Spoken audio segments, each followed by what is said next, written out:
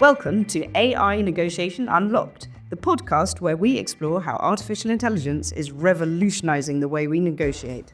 I'm Rosie Bailey, CEO of Nibble, the world's leading AI negotiation platform, and each episode I'll sit down with industry leaders to uncover how businesses can harness AI tools to scale negotiations, boost efficiency, and unlock new revenue opportunities. Now, let's begin. Hi, Janet. Welcome to AI Negotiation Unlocked, and it's fantastic to have you here. Do you know, I particularly love this because you've joined Nibble as a senior advisor, and I was thrilled to welcome you earlier this year. But actually, we haven't really had the chance to have this kind of conversation from the beginning to the end about what brought you here and what you're passionate about. So it's going to be a real treat today. So I wanted to just start by letting you introduce yourself. And I know your career has taken you from Mars to Danone and finally to Johnson Matthey as Chief Procurement Officer. But what's really fun is to understand why, what drove the career choices. I know you've done different things. I'd love a little bit of a potted history. Sure. So I have over 33 years of business experience, mostly in supplier-facing management and leadership roles across the different sectors that they represented. And yes, I have recently founded my own company to advise businesses like yours how to become successful suppliers to the big corporates that I used to be part of. Yes, I love to share a bit more about myself. And I'd like to see my career in kind of three phases. So I joined Mars on the graduate program from Imperial College, from my first class honors in material science and engineering. And actually, at Mars, I couldn't find a better training ground in leadership and in learning how a great company is run globally. Honestly, it's had that reputation as a fantastic first job for years, and it still does, doesn't it? And does it still move you around different roles so that you have to experience different things? Absolutely. So I had that in buckets from a very young age, especially it actually taught me a lot about supplier and supplier relationships. And I like to tell you more about that later on. So it was then move into the phase, I leveraged the supplier partnership and supplier relationship management understanding that took me into Danone. Danone had hunted me from their infant formula business because they had a strategic challenge in not being able to secure enough key ingredients in this very sensitive space, which is growing double digit. But it was in Danone I learned more and more about sustainability, about the triple bottom line. I think Danone is the first company that talk about that very openly. And it was that took me into Johnson Matthey. But actually, I knew Johnson Matthey from my graduate days at Imperial College because I did material science. And that's what Johnson Matthey was founded on, precious metals, chemistry, and material science. And as I joined them, they were pivoting into being a leader in sustainability technology solution. I mean, I think many people will be familiar with Mars, which sells confectionery, but also pet food, and Danone, which is a huge FMCG in France. But Johnson Matthey may not be so familiar, and I find that really interesting that the material science and this commitment to sustainability. Is there any chance you could sort of demystify what they do and how that all fits together? So the key sectors that Johnson Matthey operate in is automotive. We have one of the top automotive catalyst providers. In fact, 1 in 3 cars has Johnson Matthey auto catalyst in it. Yeah, and you may not know in your car, in your catalytic converter has a platinum palladium based catalyst that helps to remove the emission and the pollutants from your car. But that is actually founded on the long history of precious metal and secondary precious metal refining. So Johnson Matthey is still I think the number one secondary refiner of precious metals in the world.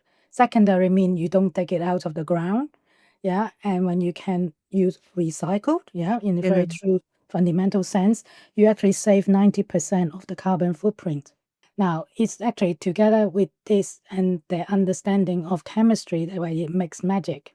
So that's what took you to Johnson Matthey, and your responsibility with that was in procurement. So what did that mean for Johnson Matthey? So when I first started, I was like person number 2 after the first procurement officer was hired. They did not have a professional procurement function at all. So you were like a startup. That's so We cool. were indeed, we were like a startup function or greenfield function. Yeah. Boom. So, and then we basically built the professional function from the ground up. And there's a lot of heavy lifting and educating others what it really means. I mean, that still continues, by the way, not just in Johnson Matthey, but in other similar businesses that have not had a very sophisticated, mature procurement function. I mean, we can come on to talk more about that. Yeah, indeed. So this category management was introduced, taxonomy of what we buy was introduced. There was some data discipline was being introduced. We were really starting from almost nothing. There's so many questions, but it's almost what do you start with? If you could do everything, what do you start with? Well, indeed. And I think that was also the challenge, isn't it? When you have an opportunity-rich Mm. situation. I think one thing that I still feel very strong about, and I would tell any procurement team, you need to start by seeing yourself as the business person first.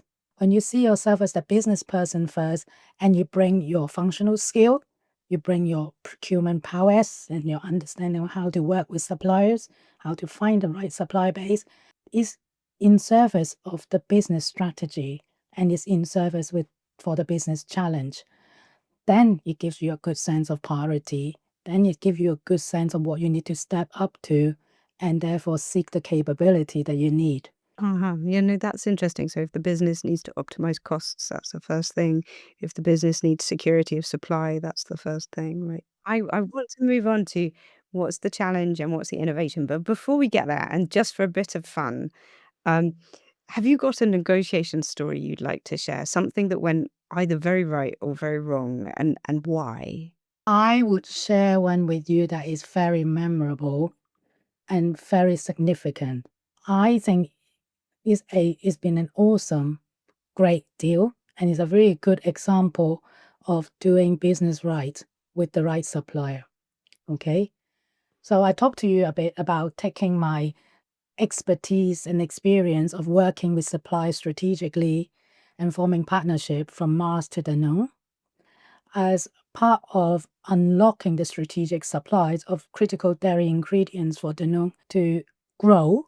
Yeah, this is the infant formula space, consumer sensitive, highly regulated. We actually managed to set up different long-term supply partnerships in 5 different geographies. I'm talking about the 5 different continents, Mhm. close to our factories, where we are ourselves expanding production capacity to support the growth that we see coming. As you can imagine, this kind of deals takes a long time to negotiate. And as you can also imagine, pricing is sensible to be referred to some kind of pricing formula that's reference to the applicable indexes, right? Now, as most experienced procurement or sales guy will tell you, when the market is tight, like when things are scarce, the buyer will be very open to do long-term deals. Yeah. But the market is always predisposed to be volatile. Yeah, because Mm. scarcity fix scarcity, high prices fix high prices, and you would know very well coming from banking background. So my team has done a really, really good job with its suppliers that actually I had introduced, and they basically built a completely new factory 10 kilometers down the road from the new Danone factory. And you could say almost 11th hour, I was reviewing the agreement, and there was something that was not quite sitting well with me. I asked the team to go back to review the pricing formula one more time. Can you imagine how popular I was?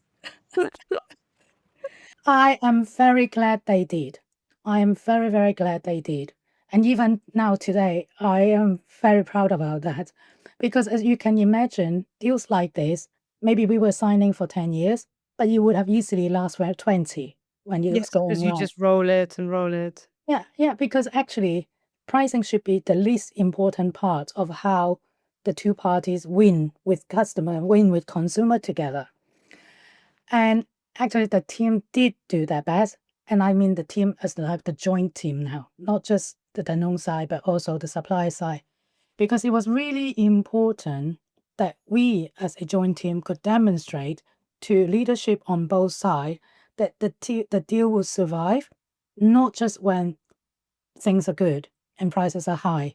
It would survive even when it becomes the market is low and prices goes down. And as you know, when market is depressed, there is always people selling parcels of goods below the Yes. quota prices. Yeah, we had to be very, very clear that this will be a competitive deal, not just for now, for next year, or the year after, but for enduring period. And I'm very, very pleased we did, because within a couple of years, that trough came about. Yeah. Yeah. And And yet, no one can back out, right? Like you well, just everybody was very happy. so I'll give the floor to you, but what do you think is that biggest challenge facing procurement today? So, number one, the macroeconomics condition is uncertain. Yep. Yeah. Both in top line growth as well as in terms of inflation, like cost of money, as you know very well. We have had 10 to 15 years of money being free, almost, until we get to 2021, 2022. It became much more expensive. And we're talking about multiple hundreds of percents more expensive than the previous decade. So that is still washing through the supply chain. Everybody in any business would have a margin challenge, which they would look to procurement to help, as you can imagine, look to suppliers for help, right? So that's number one. Even though we don't like being backed into that corner, but that's our core role. Then we also have the uncertainty about geopolitics. It's not new that everybody knows globalization as it was has come to an end and the new order is emerging. Let's hope it's not all down to President Trump, but the tariff, the different kind of trade pacts that's being formed has a very, very real impact on where you need your suppliers to be. And how agile you need to be with that supplier base, how ready to move or to change or to evolve, I suppose, as well. Correct. Because it's not just tariff that trade sanctions, etc., etc. Then on top of that, many companies have made pledges on their sustainability improvement, yeah, or you call it ESG commitments, environmental, social, and governance. And much of this sits within the supply chain, sits within your supply base. And much of it is now getting regulated as well, right? I mean, I know we are trying to, people are talking about a deregulating environment, but I believe there will be still some areas. So it may not be that it's even an ESG commitment. It's just a need to know where things have come from. Correct. So we all know we need to improve to tackle climate change. That's the environmental piece. We all know there is now the right and better and more attention on the social impact piece. And all of that is being brought under the need of being more transparent, yeah, especially for listed company, but not only. Yeah, consumers want to know, customer wants to know. And it's not bad. It can be a good thing, right? Between you and the right supply base, you can win together and really leverage that bigger impact one can have to tackling climate change, to tackling um, social situation, social procurement, for example. If one were to put the money in the right places with the right businesses, can make a big difference to your local economy. And this is not new news. Now, if you bring all that together, it's a very big agenda. It's not just down to one buyer and negotiating one price on something that they have bought day in, day out anymore. So how does it translate practically? So you're a chief procurement officer. I can see that those are big strategic issues. So then what does it mean? How does it challenge you in your day role? At the center of this, that this is my belief. My belief, if you're looking at my peers, the chief, all the CPOs, they will be thinking of the partnering that they are playing into the business. What is the key focus for the business, top line and bottom line? Where the value is going to come from is the supply base. If people haven't already done so, whether it's the category team or you call it a supply management team, everybody would have had a look at, do we have a fit for future supply base to see us through to 2030, if not beyond? And then it's having the right dialogue, the right contractual construct with those key suppliers.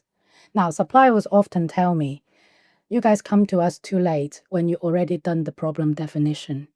If you just open up to us further up the funnel, we could do so much more for you.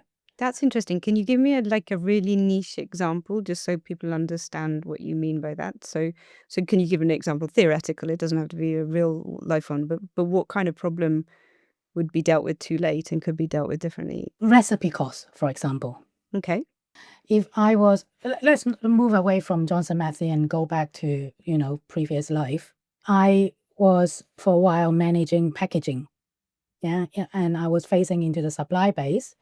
So if you could actually let the supplier use their expertise to help you achieve a specific color that you need to match your brand with, you don't need to specify the ink. And they can come up with a much cheaper, much more efficient, much more I see. productionally effective solution. So yes, you're defining the outcome, not the inputs, as it were. Yeah, and be open of Mm. what the issue is. Nice. Okay, I really understand it. Thank you. That really makes sense. And the other thing you mentioned was inflation, and we've talked about this before. And you basically said because we've lived in such a low inflation environment for quite a long time, you need to be a certain age to have seen a high inflation environment and just have a sense of how you behave there. I found that quite fascinating because I actually hadn't thought that through. Although I do remember I'm probably on the edge of that right age group, where when I was very much starting in work, I was planning for much worse scenarios than actually ended up transpiring because I was encouraged to by my parents and so on and so forth. But then it's been a very benign business environment for let's say 20 years. So how does that impact? I found that fascinating. So what that means, it means in a couple of things. And this is actually where CPOs will continue to have to think about is the profile of your talent and the capability that you need now versus what you need in the future. If you think about it, and if you were 30 something, you might have just started to take a mortgage before money become more expensive. Yeah. So mortgage used to be below 1% even. Yeah. Two now suddenly is six. And that's like 600%. It's like a big deal. Huge. And Yeah. then you have somebody like me that comes along to say, when I was your age, I have paid mortgage at 15%. And they were just like, "Ah, I Yeah. can't imagine if we go up to 15% how I will live now." Yes. So that you have to feel it to know. And if we don't have that muscle in your life and you go into business thinking, now have to suddenly start negotiating for a sharper price, for a tougher deal, for a more enduring arrangement, what does it mean? Hang on, just before you go into the detail, I loved that phrase, "You have to feel it to know," because, of course, we all know that negotiations are, at the end of the day, they're emotive, aren't they? And actually, the procurement team probably have very static kind of frameworks and financial constraints and legal constraints, but at the end, "You have to feel it to know" is a great. You have to. And then you have to understand in the business context, your suppliers are very important for your success as a company. In fact, I often would say supply may even be more critical than customers. Yeah, customer have to come to you because you've got a really fancy solution. But suppliers, even without them, you can't make your fancy solution for your customer. Yeah. Yeah, and the good company, the great company will understand how to translate the customer's customer problem up the stream back to the supplier. And that's what I mean when supply comes to me and say, you guys don't involve, you and your R&D don't involve me early enough. And then, now I get the impression that things are really moving fast in procurement, and particularly in the technology that's being used in procurement. I think they call it procure tech. Yes. And how do you think that technology is moving? Is there something that excites you that is an application or a possibility that's opening up now that might not have been available a few years ago? Indeed, indeed. So if you think about actually procurement in most company has a very unique vantage point. They sit in a place that internally they see what they spend their money on. Yeah. And together with supply chain, they get to know what is needed to keep the production going so we can serve the customer. Likewise, they also see what's happening in the outside world with some of the macroeconomics things that we just talked about, the market changes that we just talked about. But often, too many of us are tied to solving the urgent rather than the important. It's strategic versus tactical, isn't it? Indeed. And now with procurement tech, especially in agentic, I'm very excited. Rosie, you know I'm very excited about agentic. We could actually let the agent do the repeated tasks that actually they can do really reliably once we train them up properly. Never get bored. Always awake. I think some of it is just across time zones, that sort of thing. And it free ourselves up to really broker those deals that I mentioned about, to explore those, higher upstream, how do we solve customers' problem together moments, right? So some of some people I've spoken to about AI in procurement and agentic AI have agreed with you, but in a limited way. They've said yes, and that means tail spend. That means the unmanaged spend can now be managed. And I know you agree and disagree with that. So where do you see the applications? I think to start with, maybe it's not even just agentic, even less advanced solution to take the heavy lifting of all the repeated tasks that no one wants to do. That's number one. But I think that's very much already underway. Two is actually as many fast grow or many company that had been built up from a lot of acquisition, merger, or fast growth, you would not have a perfect technology stack. Yeah, So you would have a legacy of different system and enterprise platform that don't immediately talk to each other they don't perfectly. mesh. Yeah. So there will be data gaps and data discipline disparity. And I'm very excited that I know nowadays AI can help to patch some of these data gaps up and help drive data discipline. So that's another area I think is kind of low-hanging fruit. Probably I underestimate the workload that might be required to get that going. Yeah. So we got repeated tasks and we've got data, right? Like Yeah, organizing and understanding your yeah, data. indeed. And then the next most exciting thing is rather than previously we do a lot of outsourcing. People outsource you probably, and also more lately now with geopolitics, people talk about reshoring and friendshoring. Tasks that you would have otherwise offshore or outsource, could that be now done in-house by somebody managing the agentic resources? Then you don't have to go and train a different company. You don't have to integrate a different culture of how you're supposed to work together. And But what it does take, it means the job become very different for the procurement professional. Yeah. And you might even get into a bot talking to bot situation very soon. I think that might happen sooner than we think. Somebody asked me about this for the first time 6 months ago, and I was a little bit floored by the question. But as a result, I've been really looking at it, and I don't see why it's not going to happen. Or well, it already is, I'm sure, in some edge cases, but it's not going to happen in a mainstream way within a year. And then you think about then where is the competitive edge going to come from? To me, it comes from your relationships. I don't even call it a supply base of your supply ecosystem. Mhm. Yeah. So I think competition is not going to be like how we used to know it 20 years ago. It will be very much network competing with network. let's pretend, let's put yourself back into the chief procurement officer's shoes, potentially at Johnson Matthey or at Danone. And if I came to you with Nibble and said, here is AI negotiation, what applications would be valuable to you? What specific use cases spring to mind? I think number one, I would give you a list of suppliers that you could just set up for Nipple to go and have a discussion about, can we review the price? For the Can we next year, right? Like put for in the time. next year, Yeah. for the next 2 years? Yeah. Uh, and and while we are doing that, can we look at payment terms? Yeah, we Mhm. know cost of money is not cheap. What can we do together? Yeah. Interesting. And it's quite simple and I suppose without an AI negotiation, would you still do that? That's exactly what makes me excited about it. Because actually, if you think about it, if I wanted to go to 5,000 suppliers, it's a project. Mhm. Someone asked me, Janet, can we have a project manager?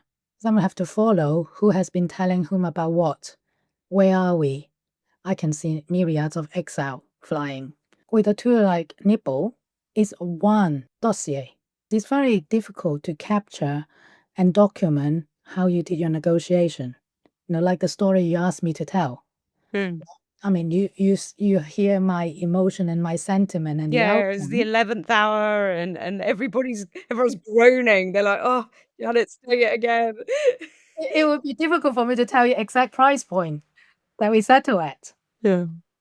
And I think we have an AI tool that be able to do that can help us learn so much faster. The Mhm. insights that will come out from each negotiation or from timing of negotiation, for Well, you example. could put 5,000 negotiations into a LLM like Claude or ChatGPT and say, what were the key sticking points? Did I achieve my goals? Like we know that kind of summary is instant. Or even what market drivers were turn out to be the real ones that we just Interesting. managed to act on that little bit faster. Interesting. So let's go to like a quick fire. Like I'm going to ask you three questions and see whether you can give me some sort of looking ahead, like thinking about the future. So, question one, how do you see AI evolving in procurement in the next 3 or 5 years? Which honestly, in AI seems so long. I would say in 5 years' time, I would see that agent and agent connection is a commonplace on a number of things, may it be updating schedule of what we need with the suppliers, a bit of an update version of electronic data interchange. I would say repeated pricing discussion would have been automated. And so, then my next quick fire, what advice could you give to a company if they were hesitant to embrace AI and automation? As with all kind of hesitation or fear, is really name the concern. I think we all we all have a kind of emotional reaction to anything new. Some folks are very excited and want to try all new shiny toys. Some folks, quite rightly, want to feel like we need a more prudent approach. And is I have to really actually bring that diversity of thinking Yeah. to challenge ourselves. What are we trying to solve? And so then just to finish off and, for our listeners, given you have had such a long career in procurement, I'm sure you've got tons, but what is your most important personal negotiation tip for our listeners? Think about how your deal is going to be enduring, how long it should survive. You would know because you Mm. know what you're doing it for. Are you clear about the objective of what you are negotiating for? Think about how it's going to be enduring in the value that it delivers. Fantastic. And you gave us a very good example earlier about the idea that if you're going to have a 10-year supply arrangement, it can't just work for the good years when supplier's ready and easy. It's got to work for the bad years when honestly that supplier might have options elsewhere, but they see more value in the long-term arrangement than reneging on the contract, basically. Interesting. Fantastic. And where can our listeners connect with you online? Because as you said at the beginning, you've set up your own business now to advise, among other things, about people who wish to supply into these massive companies where you have your experience. So if somebody wants to connect with you, Janet, where should they find you? Yeah, find me on LinkedIn. Fantastic. Fantastic. We're all on LinkedIn. Excellent. Well, thank you so much for sharing your insights and your experience on AI Negotiation Unlocked. It has been a real pleasure to have this conversation, and I can't thank you enough. Thank you, Rosie. Thanks for listening today to AI Negotiation Unlocked. If you're ready to take the next step in transforming your business operations and scaling your negotiations with AI, be sure to subscribe and leave us a review wherever you listen to podcasts. Want to learn more about how Nibble can empower your business? Visit us at nibbletechnology.com or follow us on social media for updates and insights. Stay curious, keep innovating, and we'll see you next time on AI Negotiation Unlocked.